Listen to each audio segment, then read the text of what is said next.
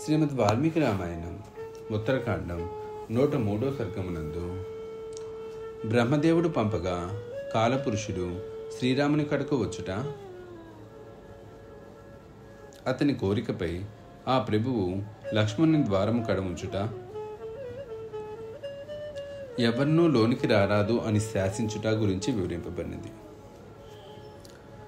శ్రీరామచంద్ర ప్రభువు ఇట్లు ధర్మ మార్గమున రాజ్య పరిపాలన చేయుచుండగా కొంతకాలమునకు పిదప కాలపురుషుడు తపస్వి రూపములో రాజద్వారము కడకు చేరెను.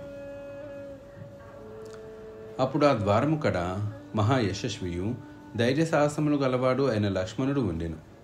అతడికి విచ్చేసిన ఆ తాపసి సౌమిత్రితో ఇట్లనెను: స్వామి, నేను ఒక మహాకార్యముపై ఇచ్చటికి వచ్చి తిని, నా రాకను గూర్చి రామచంద్ర ప్రభువునకు నివేదింపము. మహాబలశాలి, నేను బ్రహ్మదేవుని యొక్క దూతను. అతడు మిగుల తేజస్శాలి, మిక్కిలి బలసంపన్నుడు. నేను ఒక ముఖ్యమైన పని మీద శ్రీరాముని దర్శించుటకే వచ్చి తిని. ఆ తపస్వి మాటలను విన్న పిమ్మట లక్ష్మణుడు శీఘ్రముగా శ్రీరాముని కడకు వెళ్ళి ఆ తాపసి రాకను గూర్చి ప్రభువునకు ఇట్లు నివేదించెను: మహా తేజస్వి శ్రీరామ, ఇహపరలోకముల యందు నీకు జయము జయము. ఒక దూత నిన్ను దర్శించుటకై వచ్చి ఉన్నాడు. ఆ తాపసి సూర్య తేజస్సుతో వెలుగొందుచున్నాడు. లక్ష్మణుని వచనములను విన్న పిదప శ్రీరాముడు, నాయన, నీవు ఎల్లప్పుడూ నా శాసనమును శిరసా వహించుచుండుదువు. మిక్కిలి తేజోమూర్తి అయిన ఆ మునిని వెంటనే ప్రవేశపెట్టుము అని పలికెను. అంతట సౌమిత్రి చిత్తము అని నుడివి ఆ మునిని శ్రీరాముని కడకు తీసుకొని వచ్చెను. అప్పుడు ఆ ముని అమిత తేజస్సుతో తేజరిల్లుచుండెను. అతడు తన మహత్ కిరణములతో తపస్సును దహించి వేయుచున్నాడా అన్నట్లు విరిసిల్లుచుండెను. ఒక దివ్య తేజస్సుతో విరాజిల్లుచున్న రఘువరుడగు శ్రీరాముని సమీపించిన పిదప ఆ ముని, ప్రభు వర్ధిల్లుము అని మధురముగా వచించెను. మహా తేజస్వి యొక్క శ్రీరాముడు ఆ మునిని అగ్రపాక్షములతో పూజించెను. పిదప రఘువరుడు ప్రశాంతముగా ఆయనతో కుశల ప్రశ్నలు గావింపసాగెను.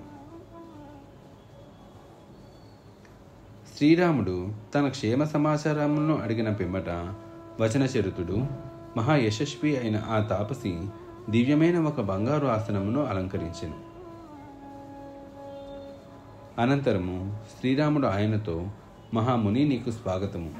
నిన్ను దూతిగా పంపిన వారి యొక్క సందేశమును తెలుపుము అని పలికెను. రామచంద్రుని ప్రేరణపై ఆ ముని ఇట్లు వచించెను: ప్రభు, నీవు నీ హితమును ఆపేక్షించుచున్నచో మనము ఇద్దరము ఏకాంతముగా సంభాషించవలెను. మన సంభాషణను ఎవరు విన్నను చూసినను వారు నీచే వజ్జులు.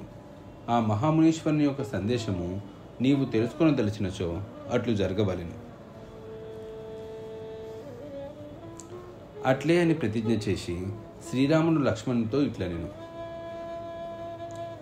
మహాబాహు, ప్రతిహారిని పంపించి ద్వారము కడ నీవు నిలువుము.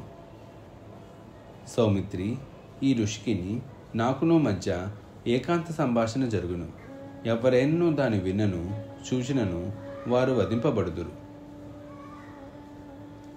ఇట్లు పలికిన పిమ్మట శ్రీరాముడు లక్ష్మణుని ద్వారా రక్షణకై నియోగించెను.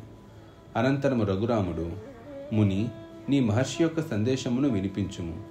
నీవు వచ్చిన పనిని గూర్చియు చెప్పదలుచుకున్న దానిని గురించియు నిస్సంకోచముగా తెలుపుము. నాకును కుతూహలము గలదు అని అతనితో వచించెను. వాల్మీకి మహర్షి విరచితమై ఆదికావ్యమైన శ్రీమద్ రామాయణం నందలి ఉత్తరకాండమునందు 103వ సర్గము సమాప్తం.